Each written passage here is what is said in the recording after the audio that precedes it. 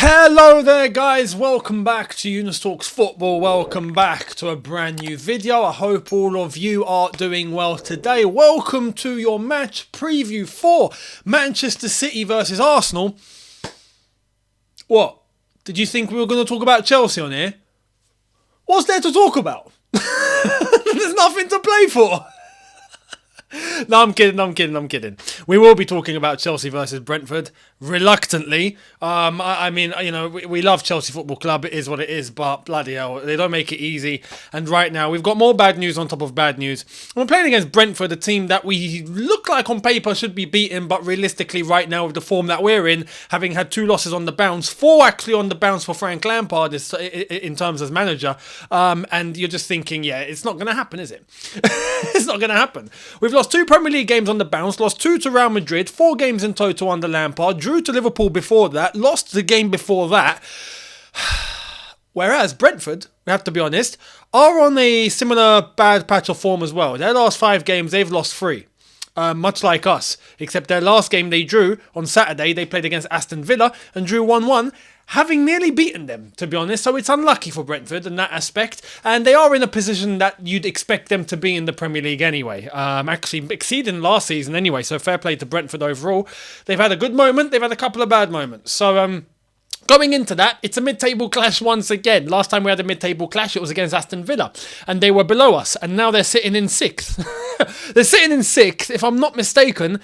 12 points ahead of us. That's how far Aston Villa have gone under Unai Emery. Just win, and they drew their last one against Brentford, as I've already mentioned. So there's that. Now, at the end of the video, we got to talk about the game that everyone's going to be watching tomorrow. Let's be honest. Everyone's watching Man City Arsenal. You don't think I'm going to have it on? Of course I'm watching Man City Arsenal. I'm going to have Manchester City Arsenal on, and I'm going to have Chelsea Brentford on at the same time. There's no way in hell any football fan is missing tomorrow's title deciding game, if I'm going to be honest. And I'll get to that at the end. I'll mention Man City and Arsenal at the end of this. Let's get into Chelsea versus Brentford. First and foremost, before we get into it, as I mentioned yesterday, no social media links in the description, just a link to my second channel where you'll find a brand new video that has been posted on there, so do head over there, subscribe and enjoy. Let's get cracking. Chelsea versus Brentford. Bad news, I'm afraid. So, Reece James has been confirmed by Frank Lampard to be out for the rest of the season. We won't see him again. He's not playing another game for Frank Lampard. Done. Mason Mount is, Mason Mount's not really been involved, so I can't even say if that's good or bad or whatnot, but he's not going to be involved because he's looking like he's going to have minor surgery on whatever pelvic problem he's got going on. So there's that. I wish him the best in terms of that surgery, and I hope he has a very speedy recovery. It's looking about 4 weeks, so end of the season. He might make it to the end of for the last game. We play Newcastle, if I'm not mistaken, on the last day, so there's that. So when you think about especially Reece James, right, that's a blow. That's a blow because despite him not being on good form, but when you look at all the players in the squad and you look at the way that we've been playing, if there's one guy that you look at and you can almost just rely on, or you can go, no, you know what, can you just do something for us? Reece James is one of those guys. Can just pluck something out of nothing. Without Reece James, Gusto's not at the club. What are we going to do? What are we going to do? I've got an idea in terms of the starting 11. And I'll mention that later. It's an idea all of you are going to want to punch a wall at. But again, look, when we look at this season, like Frank Lampard was asked in the press conference, is the season over? And to be honest, he gave the correct answer. I'm not going to lie. It is what any player or manager should say. But deep down, we know the truth. He's like, no, you know what? It's not the mentality that I have. Every game, there's something to play for, no matter what. So, we're going to stay professional and go out there and do what needs to be done. Absolutely the right response, for sure. But let's be realistic. Look, my concern is that there is still a threat, right, in terms of the teams behind us. But when you look at the table, will Chelsea actually get relegated? Now it's looking like no, okay? Because Chelsea sitting in 11th on 39 points, whereas Everton and Leicester in 17th and 18th are sitting on 28 points. That's 11 points. Now, with 6 games to go after tomorrow, say Chelsea lost. Worst case scenario, Chelsea lose tomorrow against Brentford, right? It's still an 11-point gap with 6 games to go. 18 points to play for, 11-point gap.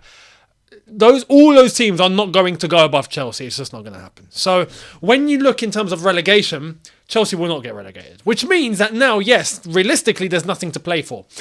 However, Chelsea could very well finish 15th. We could finish 14th or 15th. I did predict 14th on the last all-you-can-eat Chelsea or the one before that.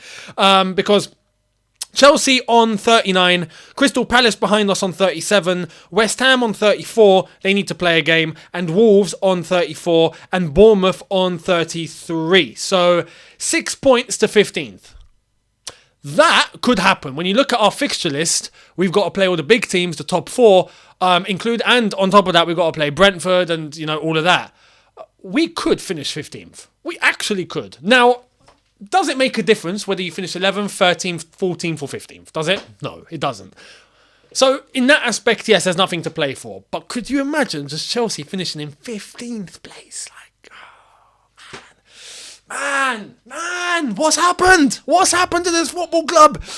It's cringe. I say it and I'm cringing. I just want to, bury myself into the ground. Just end it now. It's horrific. It's absolutely horrific. So in that aspect, is there something to play for? Well, yeah, just try and save a bit of face. Now, going into tomorrow, because of who's out, we've got to really think about how we're going to analyse this and how we're going to approach this.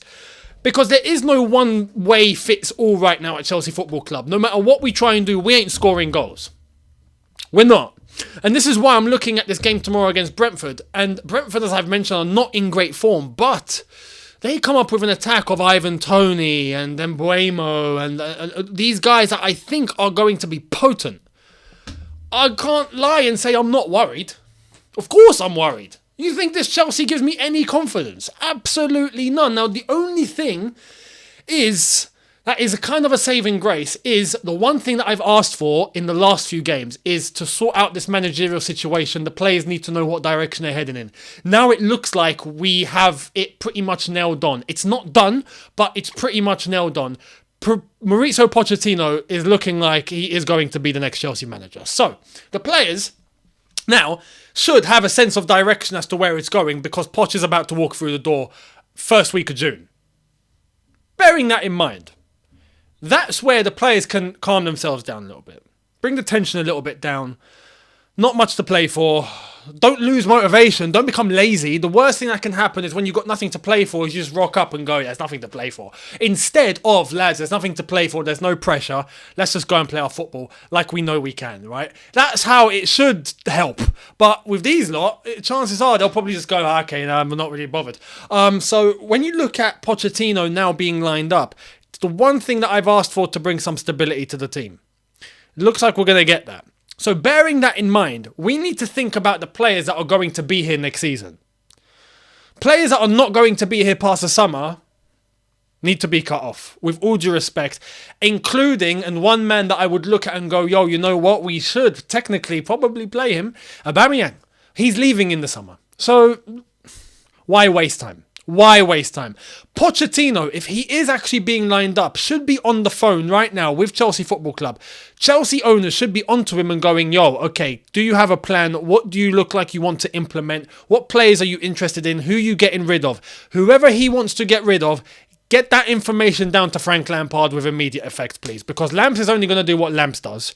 And you might as well start the process now. Why waste time? So you know what?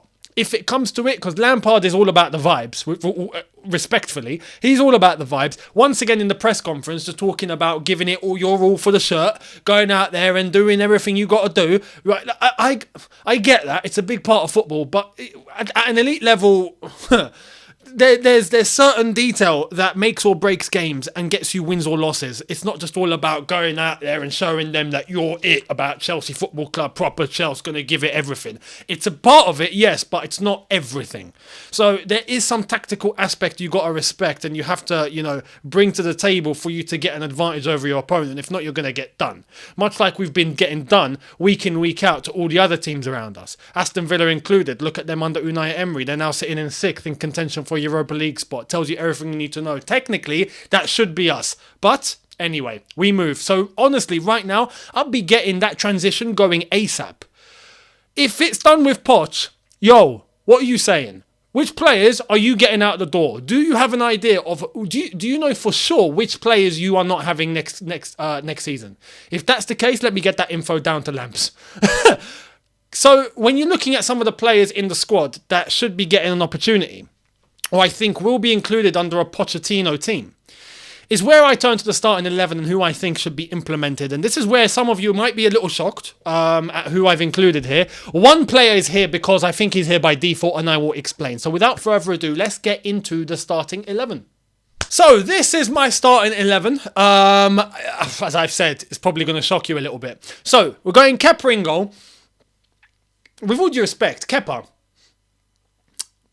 some people are going to say, no, you know what, disaster. He's not been a disaster. Is he underwhelming at times? At times. Overall, he's actually had one of his better seasons when you think about it individually. But is he good enough to lead, as goalkeeper of Chelsea Football Club going in the long run? Probably not. So in the summer, we definitely need to entertain. But right now, Kepa for me stays in goal. Got no issue with that. Badiashile, Thiago Silva and Fofana to complete the back three. I think Badiashile needs to step in immediately, please. Why is he not being played now? Well, honestly, I had it in my head that him and Cucurella would rotate because Cucurella can play Champions League games. So there'd be a bit of rotation between the two. That way you get the best out of both. But Badiashile's just been shunned. There's no reason for him to get shunned, especially now when we're looking at who is going to occupy that left centre-back role. Koulibaly is in for a shout. It could be Koulibaly tomorrow, but honestly, Badiashile deserves to play. And against an attack like Ivan Toney, I would try and have as many quick defenders as possible. So you know what? And that's probably going to undermine who I've put at right wing back. But again, I'll come to that. Badiashile and Fofana, I think, can cover Thiago Silva pretty well. So I would go Badiashile, Thiago Silva and Fofana as the back three. I won't go to a back four. For one reason being, and that's who I'm playing at right wing back here. Can you imagine Azpilicueta at right back on his own having to deal with Brentford, and then there's the two centre backs, not three, two, that have to deal with their attacking threat? I'm sorry, no. No. The back four is what we're going to be transitioning into going forward if we get Poch, for sure. So that will come. Not now.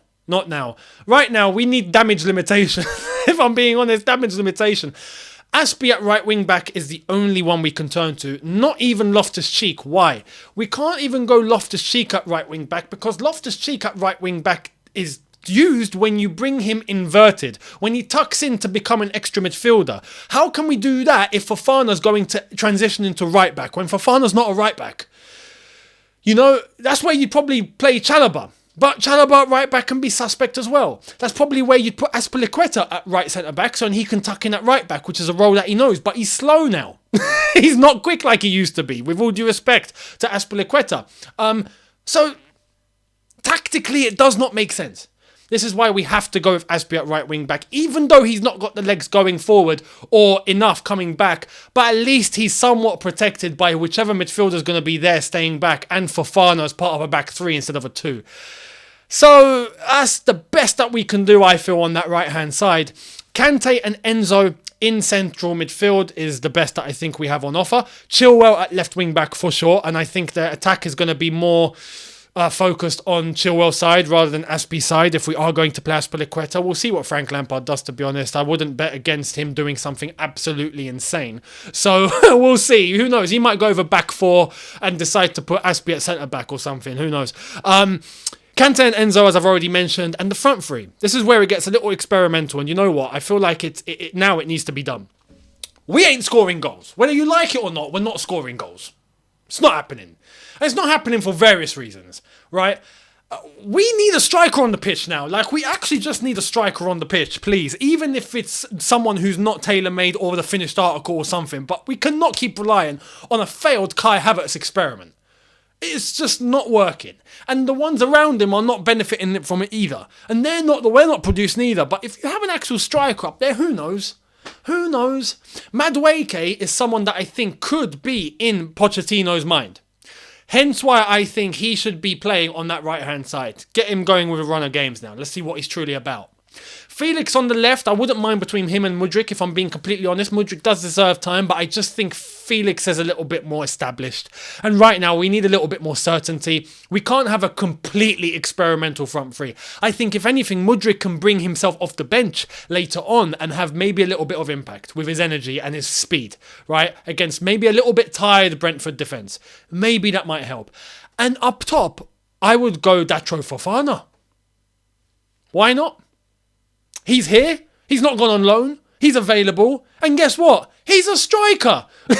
He's a striker. Now, he's young. He's not proven. Mate, we haven't got anything to lose at this point. I don't think we're going to get relegated because the other teams below us have lost games like Leeds and whatnot and Leicester. So you know what? I think we might be okay. Even if we finish 15th, I think we might be all right in terms of survival. Can't believe I'm saying these words after game 31, heading into game 32 of the Premier League season, talking about Chelsea Football Club. It's actually quite criminal. I should hand myself in for that statement.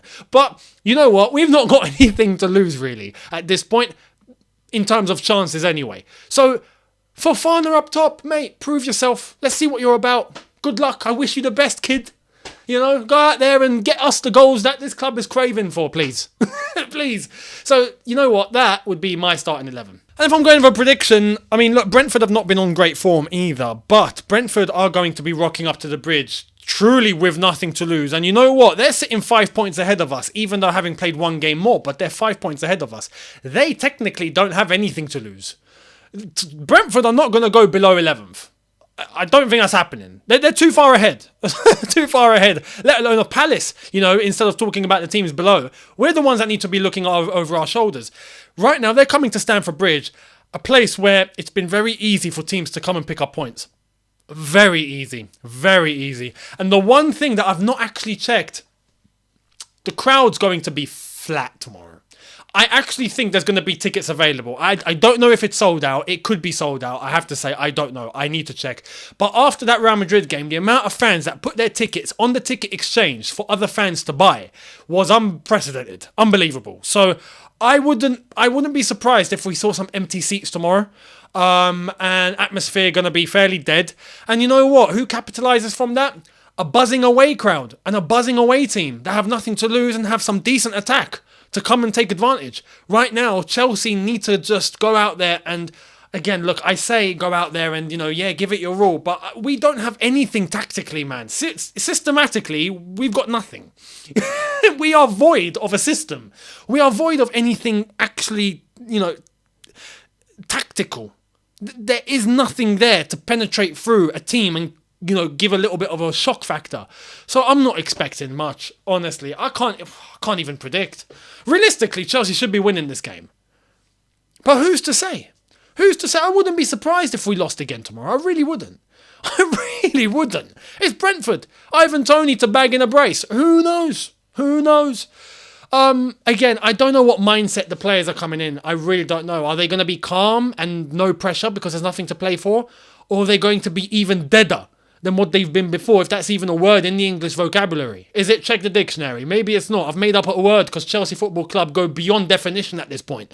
So, I actually don't know.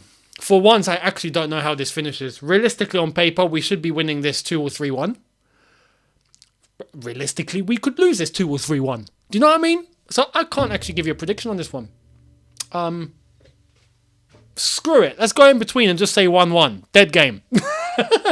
Or 0-0, no one scores. That would actually be very Chelsea at the moment. So there we are. That's my prediction. Now, if we're going to shift over to Manchester City Arsenal very, very quickly, we have to talk about this because Man City Arsenal at the Etihad, Arsenal have to win this game.